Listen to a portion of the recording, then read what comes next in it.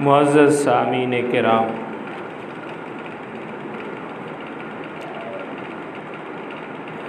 ہجری سال کے تیسرے مہینے یعنی کہ ربیع الاول کا آغاز ہو چکا ہے۔ آج یکم ربیع الاول ہے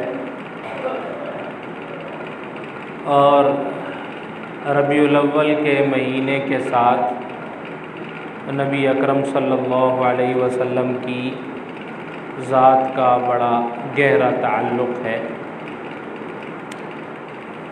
اسی کی مناسبت سے انشاءاللہ العزیز آئندہ جمعات میں آپ صلی اللہ علیہ وسلم کی زندگی پر کچھ روشنی ڈالنے کی کوشش کروں گا۔ اللہ تعالیٰ سے دعا ہے کہ رب تعالیٰ صحیح بات کہنے کی توفیق نصیب فرمائے اور اللہ تعالیٰ اس پر عمل کرنے کی بھی توفیق نصیب فرمائے۔ بیت اللہ کی جو تعمیر ہے، مشہور تعمیر، وہ سیدنا ابراہیم علیہ السلام نے کی تھی۔ اگرچہ اس سے پہلے بھی حضرت آدم علیہ السلام کے دور میں ابتدا کے اندر ہی یہ بیت اللہ تعمیر ہو چکا تھا، لیکن طوفان نوح کے اندر جب نوح علیہ السلام کی قوم پر طوفان آیا تو اس کا نام و نشان مٹ گیا۔ پھر حضرت ابراہیم علیہ السلام کو اس جگہ کی نشانی بتائی گئی کہ یہاں پر آپ نے بیت اللہ تعمیر کرنا ہے۔ پھر وہ تفصیلی واقعہ ہے جو آپ نے بارہا سنا۔ تو حضرت ابراہیم علیہ السلام نے اس گھر کی تعمیر شروع فرمائی بیت اللہ کی، اور آپ کے ساتھ آپ کے صاحبزادے حضرت اسماعیل رضی اللہ تعالیٰ عنہ بھی تھے۔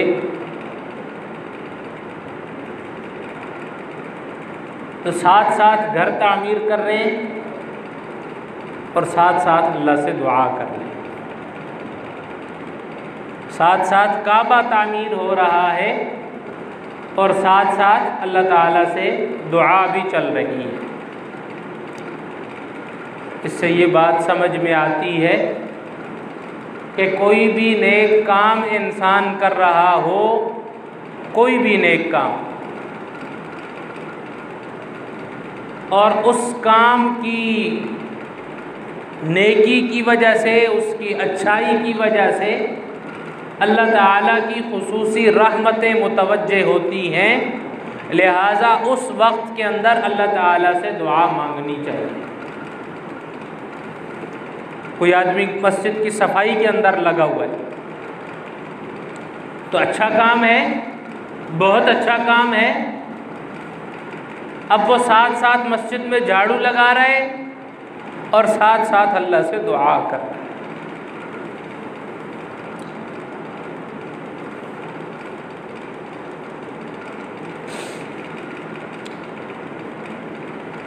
یہ حضرت ابراہیم علیہ السلام کی سنت اور بڑی گہری سنت ہے۔ ایک آدمی وضو کر رہے، ناک میں پانی ڈال رہے، منہ میں پانی ڈال رہے، چہرہ دھو رہا ہے، ہاتھ دھو رہا ہے، پاؤں دھو رہا ہے، اور ساتھ ساتھ اللہ سے دعائیں مانگ رہا ہے۔ ایسے وقت کے اوپر اللہ کی رحمت خصوصی طور پر متوجہ ہوتی ہے،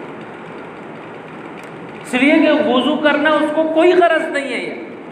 وہ وضو اس لیے کر رہا ہے، اس کو پیسے ملیں گے، اس کو کوئی دنیا میں فائدہ ملے گا وضو کرنے کا؟ کوئی فائدہ نہیں ہے۔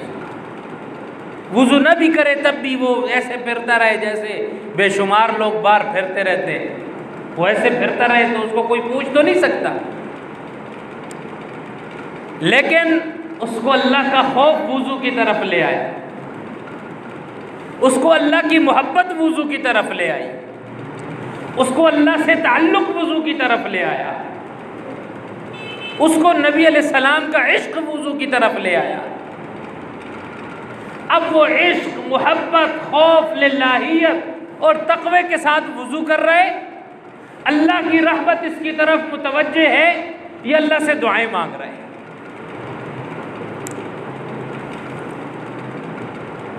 مسجد کی صفائی کر رہے، جھاڑو لگا رہے، پونچھا لگا رہے، مسجد کی صفائی ستھرائی کا خیال کر رہے، قالینیں سیدھی کر رہے، تپائیاں اٹھا کر سائڈ پہ کر رہے، مسجد میں سے گندگی اٹھا رہے، اس کو تو دنیا کا کوئی فائدہ نہیں ہے۔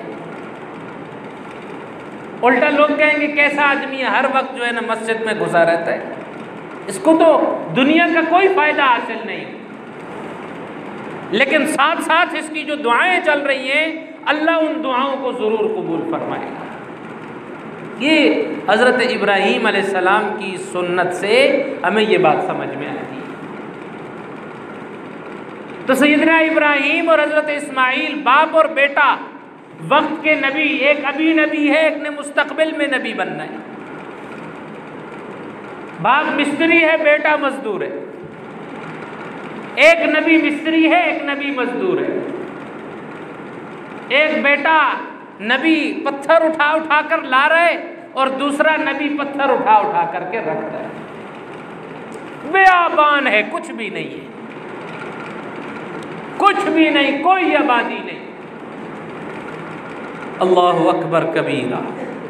آج تو لوگ مکہ میں جاتے ہیں، وہاں کی رنگینیاں، وہاں کی آبادی، وہاں کی خوبصورتی تو آج ہے، کچھ بھی نہیں ہے۔ ادھر صفا ہے، ادھر مروہ ہے، ادھر جبل رحمت ہے، ادھر جبل نور ہے، درمیان میں بیابان سی وادی ہے، کوئی بھی نہیں ہے۔ ایک باپ اور ایک بیٹا ہے، دونوں لیونوں کی طرح اللہ کے دیوانے بن کر اللہ کا گھر تعمیر کر رہے ہیں۔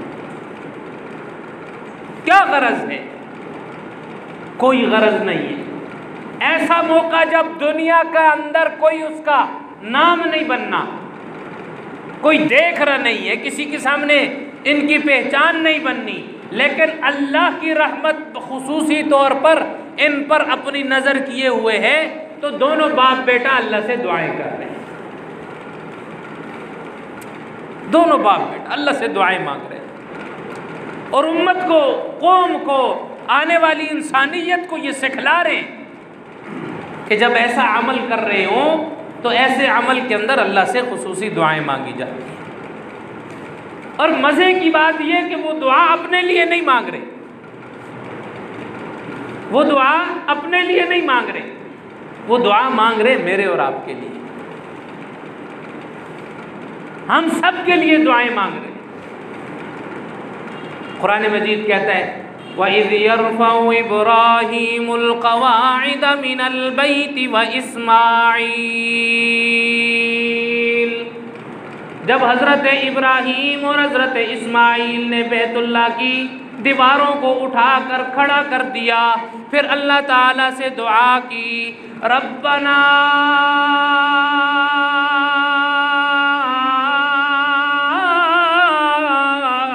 تقبل منا انک انت السمیع العلیم۔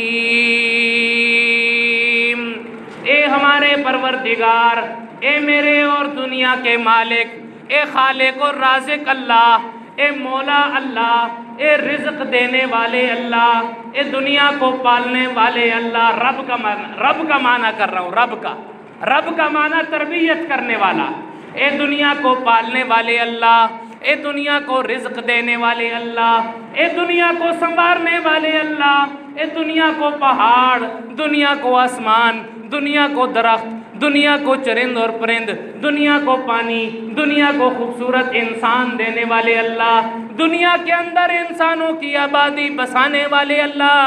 ربنا تقبل منا انک انت السمیع العلیم۔ اے اللہ، جو ہم یہ کام کر رہے ہیں، جو بیت اللہ کی تعمیر کر رہے ہیں، جو تیرے گھر کو سنوار رہے ہیں، تیرے گھر کی خوبصورتی کے اندر اپنا حصہ ڈال رہے ہیں، کل قیامت کے دن تک پاکستان کے کونوں سے، ہندوستان کے دیہاتوں سے، عرب کے صحراؤں سے، بلوچستان کے پہاڑوں سے دنیا اٹھ کر آئے گی، بیت اللہ کا طواف کرے گی، اے اللہ وہ سارے عمل کرے گی، لیکن اس سے پہلے اس عمل کے اندر ہم تجھ سے اخلاص مانگتے ہیں، ہمارے اخلاص کو قبول کر، بیت اللہ کی تعمیر کو اپنے دربار میں قبول فرما لے۔ یہ دعائیں حضرت ابراہیم علیہ السلام فرما رہے اور حضرت اسماعیل علیہ السلام آمین آمین کہہ رہے۔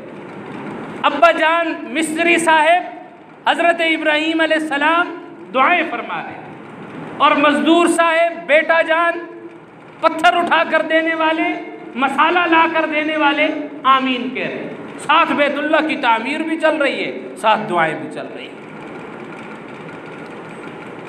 پھر فرمایا ربنا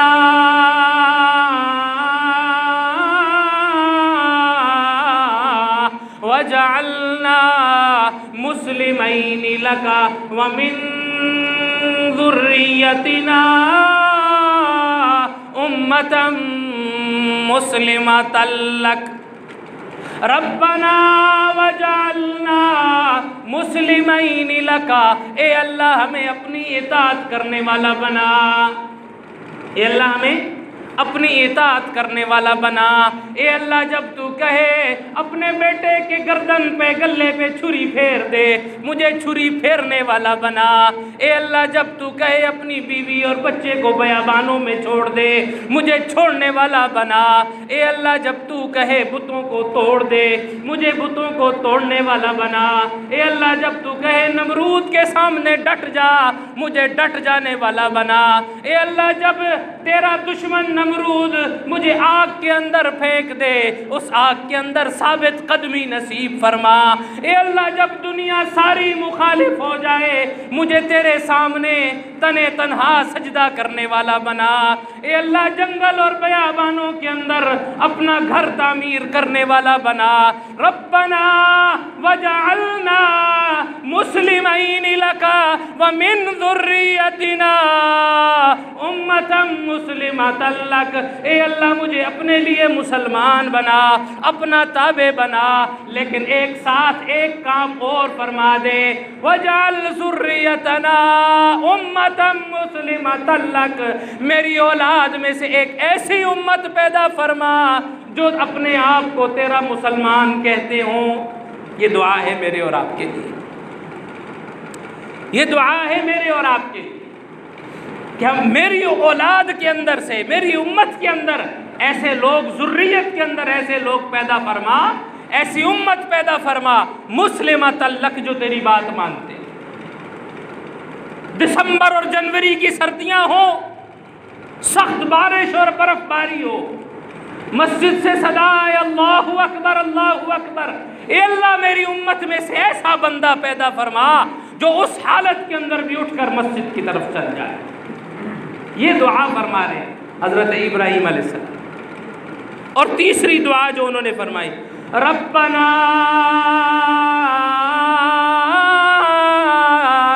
وبعث فیہم رسولا منہم، اے اللہ ان کے اندر ایک رسول بھی بھیج دے، ان کے اندر ایک رسول بھی بھیج دے، یتلو علیہم آیاتک، جو ان کے سامنے تیری آیات پڑھ پڑھ کر سنائے، وَيُعَلِّمُهُمُ الْكِتَابَ، اور ان کو کتاب اللہ سکھلائے، وَيُزَكِّيهِمْ، اور ان کے دلوں کا تزکیہ کرے، إِنَّكَ أَنْتَ الْعَزِيزُ الْحَكِيمُ، تو زبردست ہے، حکمت والا ہے، تجھ سے تو کوئی بعید نہیں۔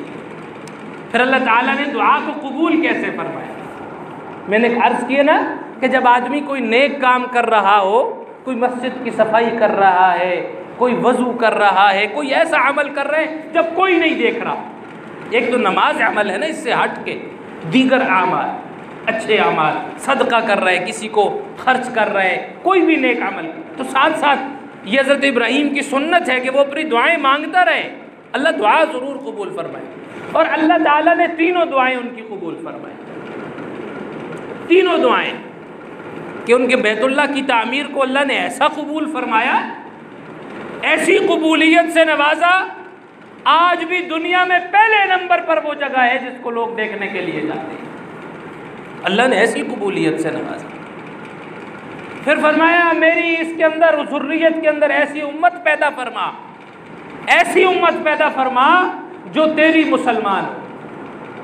تو اللہ نے ایسی امت پیدا فرمائی کہ قرآن میں اللہ تعالیٰ نے ان کے لیے جنت کا اعلان کرنا پڑا، رضی اللہ عنہم ورضوا۔ ایسی امت اللہ نے پیدا فرمائی۔ دنیا جن کے چہروں کو دیکھ کر مسلمان ہوا کرتی تھی، اللہ نے ایسی امت پیدا فرمائی۔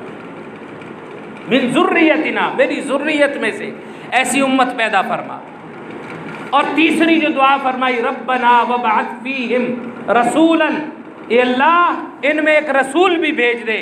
تو اللہ تعالیٰ نے نبی اکرم صلی اللہ علیہ وسلم کی شکل میں ان کی دعا کو قبول فرمایا۔ 571 عیسوی ہے اور نبی کریم صلی اللہ علیہ وسلم کی پیدائش سے کچھ عرصہ قبل، 50 دن قبل کی بات ہے، یمن کا جو بادشاہ تھا ابرہہ، وہ اٹھ کر ہاتھی لے کر مکہ کی طرف چل پڑا۔ رستے میں ایک دو جگہ لوگوں نے اس سے جنگ کرنے کی کوشش کی، لیکن اس کے پاس ہاتھی تھے، وقت کی ٹیکنالوجی تھی، وہ بڑھتا چلا گیا۔ مکہ کے دروازے پر پہنچا تو مکہ کے جو بیت اللہ کے والی تھے حضرت عبد المطلب، نبی اکرم صلی اللہ علیہ وسلم کے دادا، ان کے تقریباً 200 اونٹ وہاں پہ چراگاہ میں چر رہے تھے۔ اس ابرہہ نے آ کر سب سے پہلے اس علاقے کے جتنے لوگوں کے اونٹ تھے سب قبضے میں لے لی تاکہ یہ ہمارے ساتھ جنگ نہ کر سکے۔ لوگ حضرت عبد المطلب کے پاس آئے کہ ہم تو مشورہ کر رہے تھے کہ ابرہہ آ رہا ہے، اس سے لڑنا ہے تو چلے جائیں، اس سے بات کرتے ہیں۔ اس سے بات کرنے کے لیے گئے۔ ابرہہ نے جب حضرت عبد المطلب کے چہرے پر دیکھا، جو وجاہت دیکھی، جو نور دیکھا، جو آپ کے چہرے پر وہ اللہ تعالیٰ کی طرف سے خاص ایک نشانی دیکھی، تو وہ اپنے تخت سے اٹھ اپنے ہاتھی کے اوپر بیٹھا ہوا تھا۔ بڑا ہاتھی، اس کا نام محمود تھا۔ تاریخ کی کتابوں میں آتا ہے اس سے بڑا ہاتھی نہ تاریخ میں اس سے پہلے آیا نہ اس کے بعد آیا،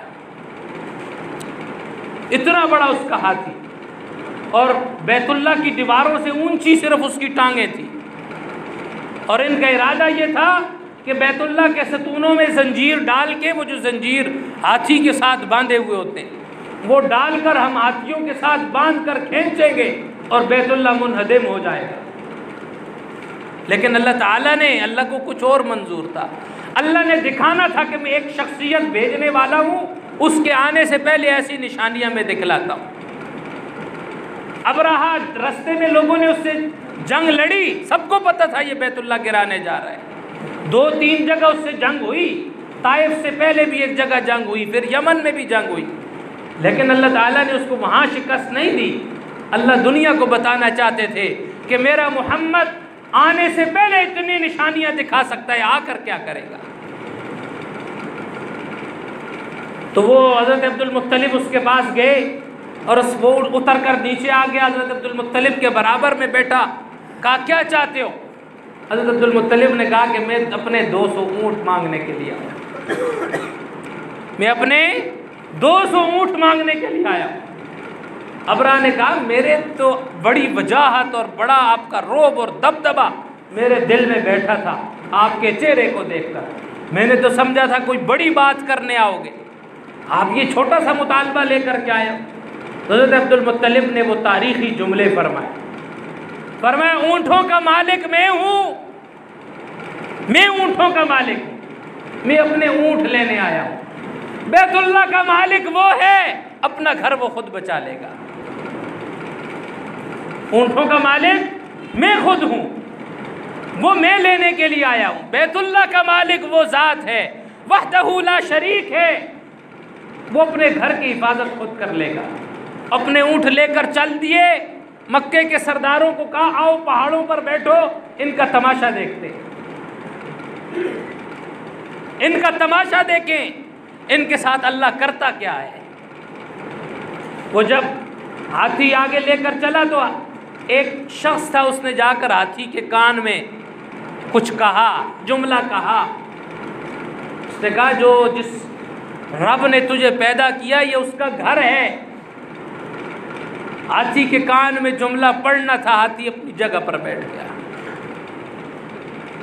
جب وہ ہاتھی کو لے کر دوسرے سمت منہ کرتے ہیں ہاتھی اٹھ کر چل پڑتا ہے، جب بیت اللہ کی طرف چلتے ہیں وہ نہیں چلتا۔ بڑا زور لگایا گیا سب کچھ لیکن ہاتھی نہیں چلا۔ پھر اللہ تعالیٰ نے وہ کچھ پرندے بھیجے، مورخین نے لکھا ہے وہ پرندہ اس سے پہلے کسی نے بھی نہیں دیکھا تھا، جو جسم اور جثے کے اندر کبوتر سے تھوڑا سا چھوٹا تھا، پاؤں اس کے سرخ تھے، اور ہر پرندے کے ہاتھ دونوں پاؤں میں اور ایک منہ میں 3 کنکریاں تھیں۔ انہوں نے لا کر پھینکی، جہاں جہاں وہ گرتی چلی گئی وہ اوپر سے نیچے تک سوراخ کرتی چلی گئی۔ تو قرآن مجید میں اللہ تعالیٰ نے اس کا ذکر بھی فرمایا، الم تر کیف فعل ربک باصحاب الفیل۔ یہ حضرت ابراہیم کی وہ دعا قبول ہو رہی ہے۔ حضرت ابراہیم نے بیت اللہ کی تعمیر کرتے وقت جو دعا مانگی تھی وہ دعا قبول ہو رہی ہے۔ الم تر کیف فعل ربک باصحاب الفیل الم یجعل کیدہم فی تضلیل وارسل علیہم طیرا ابابیل۔ اس کے بعد ان پرندوں کا نام ابابیل پڑ گیا۔ ترمیہم بحجارۃ من سجیل فجعلہم کعصف مأکول۔ وہ آسمان سے چھوٹے چھوٹے، یہ چنے سے بھی چھوٹے دانے یہ کنکریوں کے پھینک رہے تھے، اور اللہ تعالیٰ نے ان کو کھائے ہوئے بھوسے کی طرح بنا دیا، کھائے ہوئے بھوسے کی طرح بنا دیا۔ تو یہ حضرت ابراہیم کی دعا کی قبولیت شروع، اور یہ واقعہ ہونا کہ پورا عرب سمجھ گیا کہ اب عرب کے اندر کوئی ہستی آنے والی ہے جس نے آ کر عرب کی حالت کو تبدیل کرنا ہے۔ چونکہ عرب کے اندر برائیاں اتنی آ چکی تھی، عورتوں کے حقوق سلب کرنا، بچیوں کو زندہ درگور کرنا، اور بھائی بھائی کا خون کا پیاسا ہو جانا، اور جاہلیت کی انتہا ہو جانا، یہ ساری چیزیں عرب کے اندر ہو چکی۔ حضرت ابراہیم کی دعا کی قبولیت کا وقت ہوا تو اللہ تعالیٰ نے یہ سن 571 عیسوی نبی کریم حضرت عیسیٰ علیہ السلام کی پیدائش کے 570 سال کے بعد ربیع الاول کے اسی مہینے کے اندر پیر کے دن صبح سحری کے وقت حضرت عبد المطلب کے جو بیٹے تھے حضرت عبداللہ، جو اس سے 6 ماہ قبل ہی ان کا انتقال ہوا تھا، ان کے گھر میں ایک بچہ پیدا ہوا جن کا نام حضرت عبد المطلب نے محمد رکھا، اور آپ کی والدہ نے آپ کا نام احمد رکھا۔ اور اللہ تعالیٰ نے ان دونوں ناموں کو قرآن کے اندر استعمال کیا ہے۔ اسمہ احمد، ایک نبی آئے گا اس کا نام احمد ہوگا، اور محمد الرسول اللہ والذین معه اشداء علی الکفار ما کان محمد ابا احد من رجالکم ولکن رسول اللہ وخاتم النبیین۔ اللہ تعالیٰ نے دونوں ناموں کو قرآن کے اندر استعمال کیا، اور اللہ تعالیٰ جو حضرت ابراہیم نے جو کئی سال پہلے دعا مانگی تھی، ربنا وبعث فیہم رسولا منہم یتلو علیہم آیاتک، یتلو علیہم آیاتک، جو آپ کی آیات لوگوں کو پڑھ کر سنائے، وَيُعَلِّمُهُمُ الْكِتَابَ وَالْحِكْمَةَ وَيُزَكِّيهِمْ، ان کو کتاب اور حکمت سکھائے۔ اللہ تعالیٰ نے اتنے سال گزرنے کے بعد وہی الفاظ ایک مرتبہ پھر قرآن مجید کے اندر نازل فرمائے، اور سورہ آل عمران کے اندر وہ آیات ہے، لَقَدْ مَنَّ اللَّهُ عَلَى الْمُؤْمِنِينَ إِذْ بَعَثَ فِيهِمْ رَسُولًا، جو حضرت ابراہیم نے دعا مانگی تھی، ربنا وبعث فیہم رسولا، اے اللہ ان کے اندر ایک رسول بھیج۔ نبی اکرم صلی اللہ علیہ وسلم کی پیدائش پر اللہ کا قرآن کہتا ہے آج سے کئی سال قبل حضرت ابراہیم نے جو دعا مانگی تھی انہی الفاظ کے ساتھ اللہ نے دعا کو قبول کر لیا۔ لقد من اللہ علی المؤمنین، اللہ نے مومنوں پر اللہ نے مومنوں پر اپنا احسان کر دیا۔ اے اللہ تو نے کیا احسان کیا، ہمیں ناک دیا، کان دیے، ہاتھ پاؤں دیا، یہ دنیا کی رنگینیاں دی، یہ اپنی فہم اور فراست دی، یہ جوڑے دیے، یہ آسمان سے پانی کو اتارا، زمین سے پانی نکالا، زمین سے فصلیں نکالی، کھانے پینے اور اناج کی چیزیں نکالی، یہ احسان ہے؟ فرمایا نہیں، یہ احسان نہیں ہے۔ من اللہ علی المؤمنین اذ بعث فیہم رسولا، اس امت پر، مسلمانوں پر، مومنوں پر اللہ کا احسان یہ ہے کہ حضرت ابراہیم کی دعا کو اللہ نے قبول فرما لیا ہے کہ ان کے اندر ہم نے رسول بھیج دیا ہے۔ اور وہ جو 4 چیزیں حضرت ابراہیم نے مانگی تھی کہ ان کو قرآن سنائے، ان کو قرآن سکھائے، ان کو حکمت کی باتیں بتائے، ان کے دل کا تزکیہ کرے، اللہ نے وہ 4 باتیں قبول کر لی۔ نبی بھی بھیج دیا، ایسا نبی بھیجا جو قرآن سنائے گا۔ جب وہ قرآن سنائے گا، آسمان سے اڑتے ہوئے پرندے بھی ٹھہر جائیں گے۔ جب وہ قرآن سنائے گا، پہاڑ بھی اس کا قرآن سنیں گے۔ جب وہ قرآن سنائے گا، فرشتے بھی اس کا قرآن سنیں گے۔ جب وہ قرآن سنائے گا، دنیا کی ساری مخلوقات اس کا قرآن سنیں گی۔ اللہ نے حضرت ابراہیم کی دعا کو قبول فرما دیا۔ والحکمہ، ان کو حکمت بھی سکھا دی کہ آسمان کے فرشتے آگے، زمین کے فرشتے آگے، پہاڑوں کے فرشتے آگے۔ اے نبی اکرم صلی اللہ علیہ وسلم، آپ اجازت دیں ہم دونوں پہاڑوں کو ملا کر طائف کی بستی کو ملیا میٹ کر دیں۔ فرمایا نہیں، ایسا نہیں ہو سکتا۔ آج نہیں تو کل نہیں تو پرسوں اللہ ان کی نسلوں میں ایسے لوگ پیدا کریں گے جو دین کی خدمت کریں گے۔ یہ نبی علیہ السلام کی حکمت کی باتیں تھیں جو نبی علیہ السلام نے بدعا سے اجتناب فرمایا۔ وَيُزَكِّيهِمْ، اور ان کے دلوں کا تزکیہ کر دیں، ان کے دل پاک کر دیں۔ اللہ نے دعا کو ایسا قبول فرمایا، حضرت ابراہیم کی دعا کو، کہ قرآن کہتا ہے اولئک الذین امتحن اللہ قلوبہم، جن کے دلوں کو محمد الرسول اللہ نے پاک کیا، اللہ نے ان کے دلوں کا امتحان لیا۔ جن کے دلوں کو محمد الرسول اللہ نے پاک کیا، ان کے دلوں کا امتحان اللہ نے لیا۔ میں اور آپ تو امتحان کے لیے بیٹھتے ہیں، سامنے کوئی انسان دیکھتا ہے، پرچہ لکھتے ہیں، ادھر ادھر بھی دیکھ لیتے ہیں، کہیں سے پوچھ بھی لیتے ہیں، وہی کے انتظار میں بھی بیٹھے رہتے ہیں۔ لیکن دل کا امتحان، دل کی حالت کو جاننے والے اللہ نے لیا۔ فرمایا اولئک الذین امتحن اللہ قلوبہم، نبی کے تزکیے کی حالت یہ ہے کہ اللہ پھر ان کے اعمال کا امتحان نہیں لیتا، اللہ ان کے دلوں کا امتحان لیتا ہے۔ اور پھر اس کے بعد اولئک هم المفلحون، اولئک هم الراشدون، اولئک هم الفائزون، اور رضی اللہ عنہم ورضوا عنہ جیسے القابات نازل فرمائے۔ حضرت ابراہیم نے جو دعا مانگی، اللہ تعالیٰ نے اس دعا کو اسی حالت میں قبول فرمایا۔ پھر نبی اکرم صلی اللہ علیہ وسلم کی شکل میں میری اور آپ کی ذات کے اوپر، خاندان کے اوپر، ہماری آل اولاد کے اوپر اللہ تعالیٰ کا بہت بڑا احسان ہے کہ اللہ نے ہمیں نبی اکرم صلی اللہ علیہ وسلم کی امت میں پیدا فرمایا۔ چونکہ ربیع الاول کا مہینہ، اسی مناسبت سے آگے بات چلے گی۔ نبی علیہ السلام کی پیدائش کے بعد کے جو حالات اور واقعات تھے، ان کی پیدائش کے بعد کیسا برتاؤ ہوا اور کیا حالات پیش آئے، انشاءاللہ العزیز آئندہ جمعہ اس پر عرض کروں گا۔ اللہ تعالیٰ سمجھ کی عمل کی توفیق نصیب فرمائے۔